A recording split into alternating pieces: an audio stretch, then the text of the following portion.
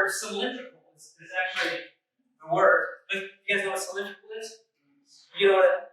But it's like a slinky. You remember what a slinky is? No. It's a circular, but it's not exactly the same, right? It goes to a different level and it can change. And so a cylindrical, it looks more like this, right? And so it has repetition, but it doesn't mean it's going to be exactly the same. But, one of the things that you've always heard before, I remember I was a sophomore in high school, and my history teacher would say it all the time. She had it on the board. For those who can't remember the past, are condemned to repeat it. Right? Very close. So there's a few different ways to say it, but that's the idea. It's like, if you forget the past, more likely you're going to repeat it again and again and again. You can look back at history, you can see how for some reason people make these same mistakes over and over and over. Which is why I talk about my boys all the time, like history is probably one of the most important things you can study. Right? You have to study these things. So anyways, when I went to San Antonio, on the flight there and on the flight back, one of the things I like to do is I like to read. And so I got a new book. Oddly enough, it's like the 7th book I'm reading now. So I was reading a new book from Urban McMahon. It's called The Way of the Warrior. And I haven't read any of this stuff in a long time, so I thought I'll just pick this up. It's kind of a nice, easy read. And the whole intro to this book was about today's modern society, where we are as a culture and society, and how much anxiety and stress our culture today struggles with. And the idea that in the first chapter of the introduction was all about how much fear, anxiety was compared to maybe our lack of trust and faith in society. It was like this counterbalance. And it placed the emphasis on this idea of we have so much stress in our life today that we stress about choices, or we stress about things that we have no control over. And we worry about these things. And I can't control, no matter what choice I make, I can't change the outcome of this. It's something that's out of my hands. But it stresses me out and I worry about it. As opposed to the things that I can choose and I actually can make a difference in this thing. And I don't. I worry about the things I can't change and I don't do the things that I could change. And so he goes back and forth talking about these choices that we make or we don't make, we refuse to make. Or sometimes we're paralyzed to make a choice because of the stress we live in. And it made me ask the question, I wondered if we live, and this is on this point too, but if we live in one of the most medicated, anxiety-ridden, confused, insecure society that we've ever seen, I shouldn't say ever, that we've seen in generations, then what path will we be choosing to move forward? Will we allow this path to just continue? Because it is what it is.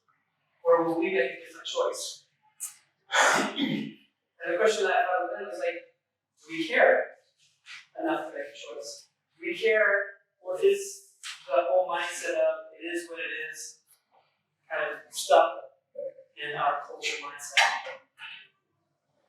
Then something odd happened. As I was reading this book, there's many times where I would stop and I would just kind of think about some of the things he was saying. Maybe I would meditate, maybe I would pray about some of these things. And on the way back, there was something that stopped me, and I just started writing notes. It was like something clicked, and I made a connection. I think I made a connection, but something moved me to just start writing these things down. I was writing down over and over and over. And I couldn't stop thinking about this. And so I put the book down, and I thought, okay, I'm going to get off the plane, and we'll see what comes of this. Monday came around, and I was beginning of the day, and I was in prayer and meditation, and all of a sudden I came out of this point, and I have to start writing. So I started writing. So you can see my notes here in the back of the book. I was just feverishly writing this stuff, and then I got out of the prayer and meditation, and I started writing again. It was the same exact thing, except even more detail this time. And it was just coming out of me, and I couldn't stop writing these things down. And I was stuck all week trying to figure this out. And each day that as I was reading through the chapters of Luke this week, every time I would open up Luke, it was like these passages that were jumping off the page that correlated with the things that we're struggling with in the struggling with as a community, as a culture, as a society. And so I was trying to figure out, I was moving in one direction for the teaching series, and I actually changed. And I said, we're going to hold off on one of the things we're going to teach until August. And so what am I going to teach about? And it's like, this keeps popping up every single day. Maybe I'm supposed to talk about this. And so as I thought about this, I had to have a precursor.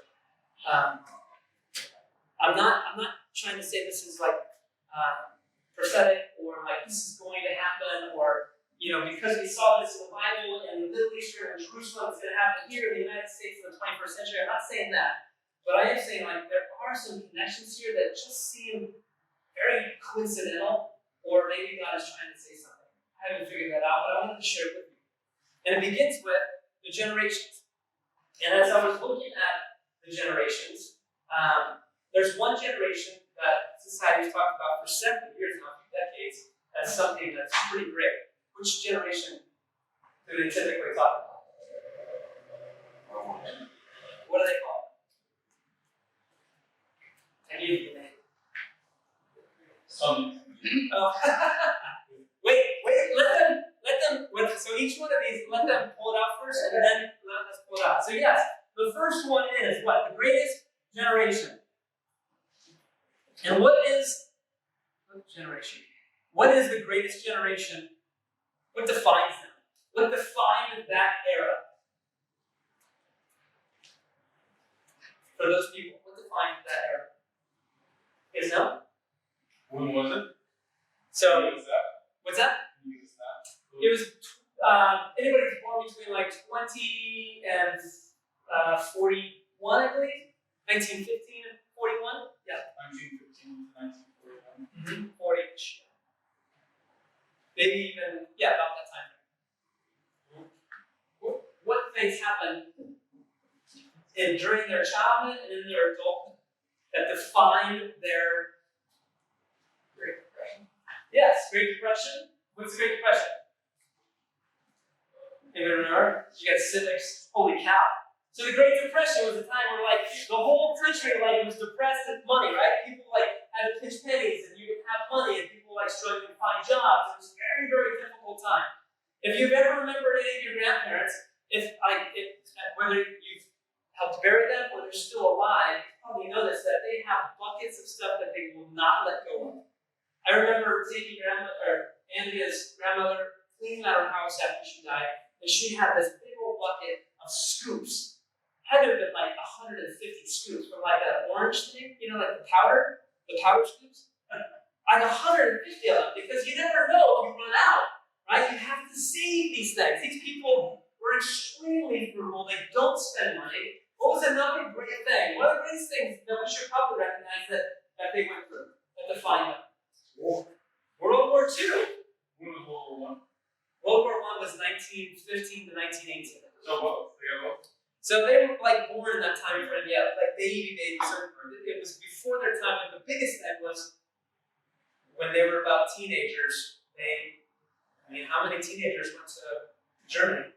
And how many teenagers died on the shores of Africa, Italy, France, right? Thousands, right? So some of the things that defined these people, this era was the Great Depression, World War II, maybe even for some the Korean War. What are they known for? That's what defined that generation, but what do we know about those people?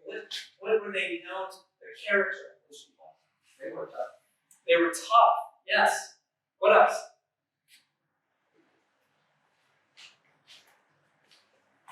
If we take World War II and the stories that came out of there, how many stories of self-sacrifice do you hear? Right? Not just in the war, but then when they came home as well. And they were known for this idea of self-sacrifice and personal responsibility. Right? Something happened, they did it. They had a tremendous, so when I get to the known for, they were known for the frugal mindset. They were known for commitment. One marriage, one life. Right? One job, one life. Right? That was it. They were committed to these things. They were known for their integrity and their faithfulness. And some of the things that's the positive side. Some of the negative side that we find, and this is that because they were so tough, they were were a little on the hardened side. For a lot of them, they struggled with this idea of how to deal with emotions, right? I mean, we have PTSD. How could you not have PTSD in this generation, right? But because they were so hardened and maybe so callous, they didn't know how to deal with it. So a lot of them either drank or they took their anger out on the next generation, their kids. They were extremely opinionated a lot of times. That they were people who knew war and knew hard times. That's the greatest generation. Who came after the greatest generation? Boomers, Boomers. I think. Yeah, boomers. Okay, boomer. Where is he? Anybody? Don't know what I was like to say that. Okay, boomer. I'm not a boomer though. So, who are the boomers? Their kids.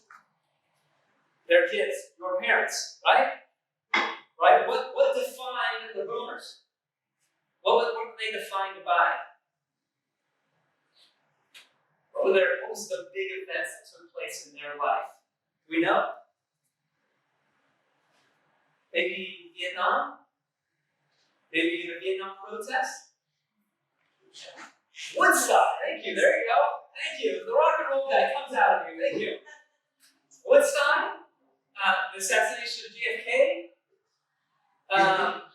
What?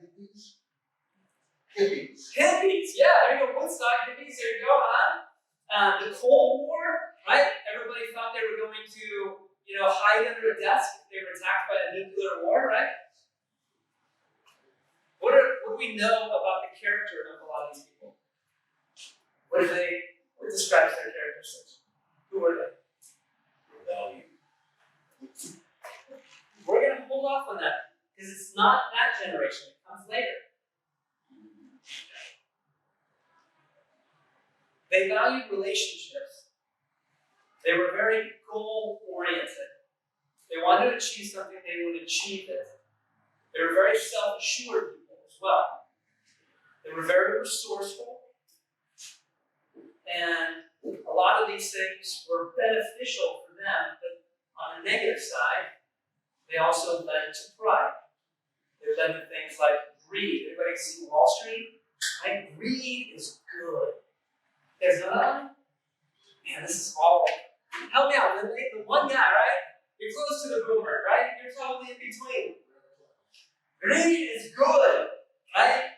This was a time when the boomers had all of this wealth. They expanded and grew beyond. Like they took the United States and it became a growth machine.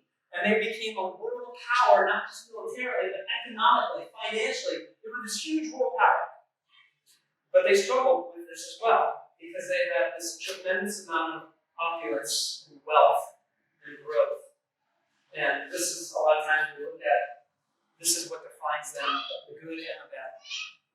Then the next generation, Rustin, is what? You guys don't know this? Lindley? Do you know? The X. There you go. X. The X generation. What defined the X generation?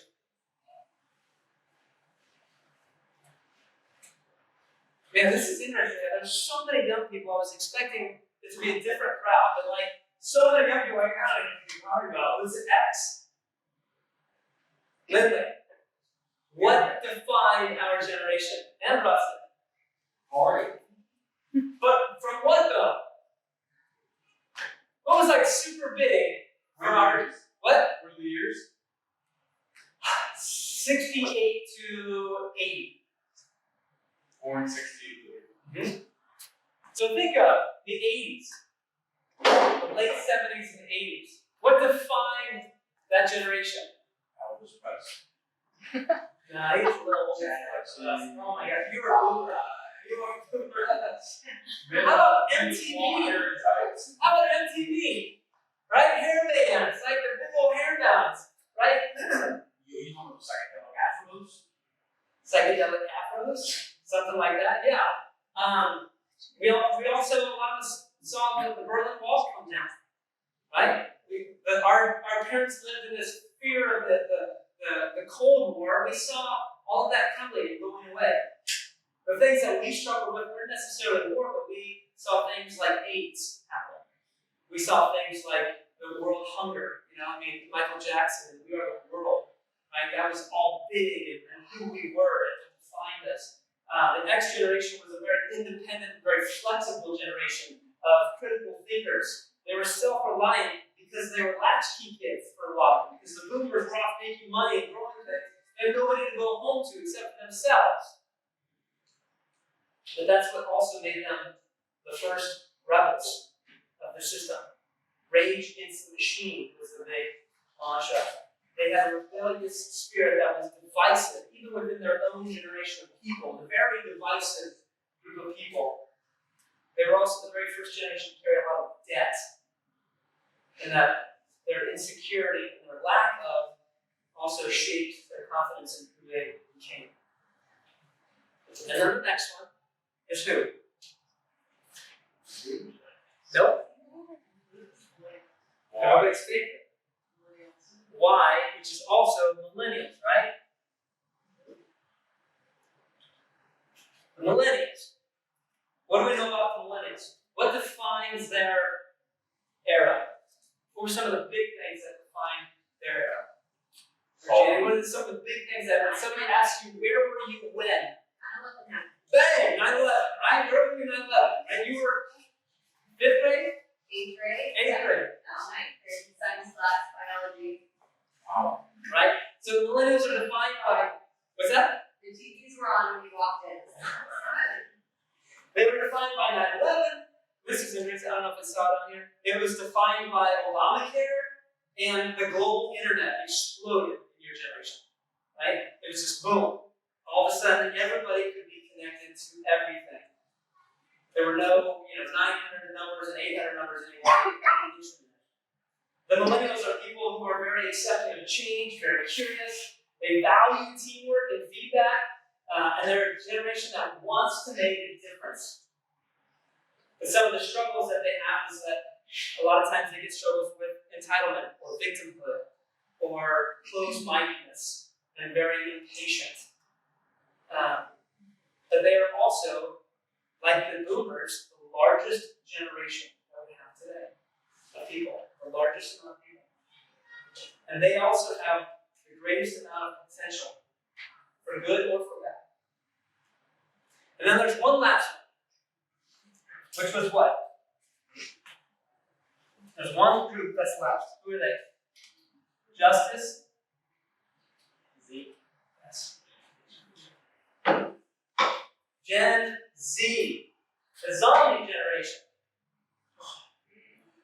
What defines your generation? Your generation. What defines your generation? What are some of the big things? But what about the iPhone? Not yet. So that is a huge big thing. But that's not just the iPhone, but what's in the iPhone? Computers, internet, social media, all that. Social media, right? They're defined, not like you guys are defined by the internet, they're defined by the expansion of it in social media and YouTube. How many of you guys watch YouTube all the time? Right? Your guys are the generation that controls so much of your streaming hours and minutes, like everything is done in that. This is interesting, I don't know if I put it on here. One of the other things on the website that they found, what defines this group is Trump. Whether you like it or not, he'll be a big thing that your generation will remember. Like, oh yeah, do you remember when? Ooh, Yeah. COVID will define it. That's right, I totally forgot about that. COVID will be one of those factors. Interesting. So, one of the things that we have big major things that are happening in life, but we don't necessarily know what you will be known for yet. What your character will be, what your faults will be, because it's still too early. It's kind of an unknown. So here's where I was. I was thinking about all of these generations and all these things that are happening to all these people. And as I was pondering this, there were all of these thoughts, and I thought, wait a second. I'm on the planet, I start writing all these things. When we think of the greatest generation, we think of hardened, we think of war, we think of blood, and I go to the Bible thoughts started popping in my head. Who do we think of as a person in that generation that was known for war and being tough and hardened and having to fight for what they believed in, or he believed in, was right or wrong? Somebody who was known for integrity and a heart for God and character. Who do we think of? Ben. Right? So I was like, oh man, David. Time of fighting for something, fighting for righteousness, fighting for a cause. And I thought, who's David's son? Solomon. Interesting. What do we think of when we think of Solomon? What did Solomon do? Somebody who expanded the kingdom.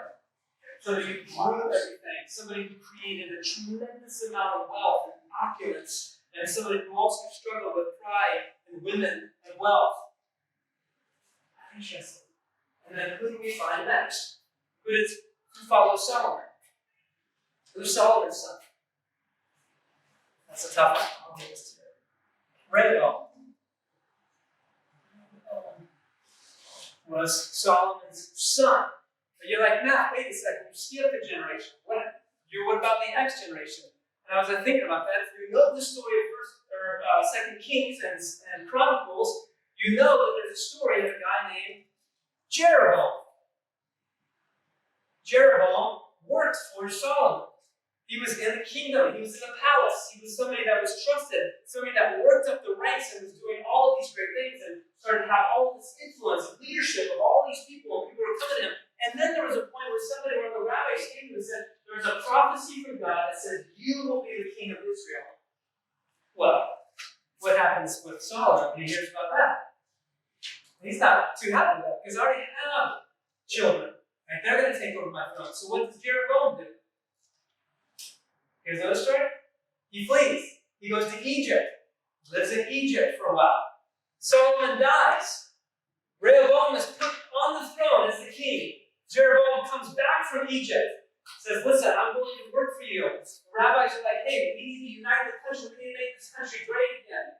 Can we say that? Maybe we can say that. We need to make this country united again. Right? And we need to bring everybody back. We need to lower the taxes. We need to help everybody out because everybody's too stressed out. The burden is too hard for everybody. And what does Rehoboam say? There's no kids in here. And he says, I have more morality in my thinking than my father had in his man hearts. I'll do what I want to do. I'll listen to my friends and what they think I should do. You boomers. What happens? Rehoboam and Jeroboam split. Jeroboam says, we're not stand for this, and I'm willing to divide the country, and we will rebel against you, and we will become our own country of Israel. And he takes 10 of the 12 tribes. He becomes the tribes of the north of Israel, known as Israel, and Rehoboam becomes known later on as Judah, Jerusalem. Then if we continue on the story, what happens after Rehoboam's death? Well, just instead of putting one person, I'm just going to put this. The kings. What do we know about the story of all the kings that took over after Rehoboam? What do they represent? A period of dark ages, a period of idolatry, of Baal worship, of leading the country straight up, of killing thousands of people for political power, for doing what they wanted, for doing what was good for them. It was a dark period.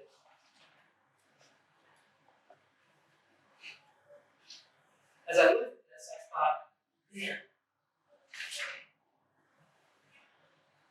there is no faith in what we think. I'm not saying this is an American prophecy at all, but I am saying there is some connections that we can see. And as a culture, what direction are we heading? Are we a culture, a society that is moving closer to God and and our passion and our joy and what He's doing in our lives? Or are we moving away from God as an entire culture and society? We saw that here, and we saw what happened. What will we see in our own society? I was reading, like I said, Luke. And there's a couple passages in Luke chapter 7 that I wanted to share. Luke chapter 7, verses 6 and 9.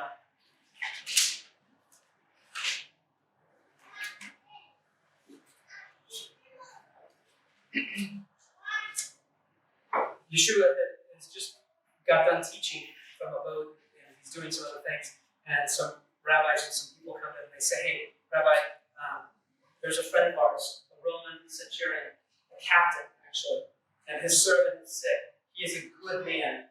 He's built a synagogue for us. He's done these things for us. Would you please come?" And he's asking you to heal his servant. And Yeshua says, "Absolutely, I'll go." And he picks up in verse 6. It says, "So Yeshua went with them. However, he was not far from the house when the captain sent friends to him, saying to him, 'Master, do not trouble yourself, for I am not worthy that you should come under my roof. For this reason, I do not even think myself worthy to come to you. But say a word, and my servant shall be healed. For I too am a man appointed under authority, having soldiers under me. I say to you, to one, go, go, and he goes. And to the other, come, and he comes. And to my servant, do this, and he does this.' And when Yeshua heard this, he marveled at him, and turned around and said to the crowd that followed him, 'I say to you, not even in Israel have I found such great relief.'" As I was reading this passage, it took me back to the book I was reading on the plane, and I was stopped by just that one phrase. Yeshua was astonished. And I thought, how many times, I couldn't even recall, you might be able to help me, how many times do we recall where Yeshua said, "This person's faith is astounding"? I mean, usually it's everyone that is astounded at Yeshua, the healings and the teaching and all these things that they're learning, they're always astounded at him. But Yeshua said, "This man, this Gentile, his faith is astounding." It stopped him in his tracks. And I thought, man, is there any times in my life that my faith is so much as Yeshua? I trust you so much, Lord, that I'm willing to do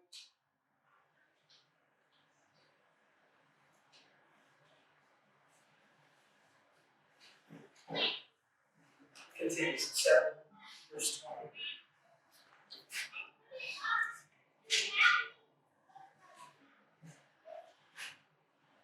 This was about John the Baptist. He sends his followers to Yeshua to find out, are you the Messiah that we've been waiting for? And he says, "We coming to him," and then said, "Yochanan, the immerser, has sent us to you, saying, 'Are you the coming one, or should we look for another?'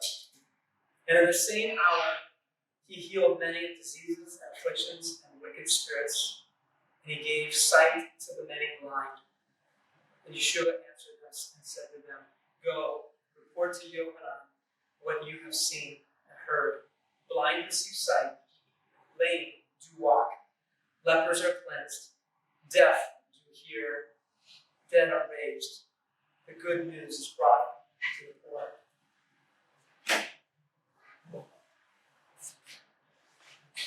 We live in a generation, in a culture, a society with extreme anxiety and a highly, probably over-medicated population. From PTSD to ADHD, I wonder, do we still believe that Yeshua can bring healing? Do we allow him? Do we plead to him? Do we cry out to him for healing? And then, what but he also said that before we hear these words, we share the problem this with other people. Or do we struggle to talk about this with our friends and family and other people in our parish?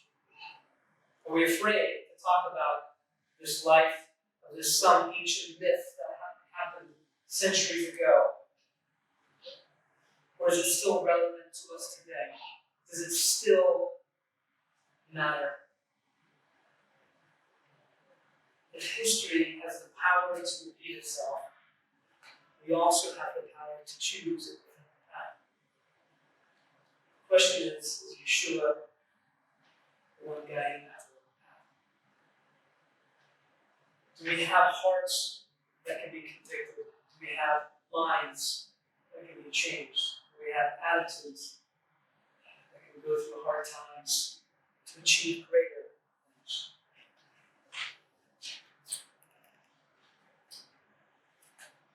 Which choice are we going to make? Are we going with the flow of the world because this is just how life is? Are we intentional? We say, are we intentional about seeking the path as we struggle? As I started out with the meditation, I've really been focusing on this question. It's not just for me, but I ask for you. Do you hear his voice? Do you feel his words? When you open up your Bible, when you hear these words, when you sing these words that we sing that come from Scripture, do they hit you anywhere inside where that rings true? Or are we so calloused that we can't feel anything? Are we willing to allow him to guide and control our lives? That's my question.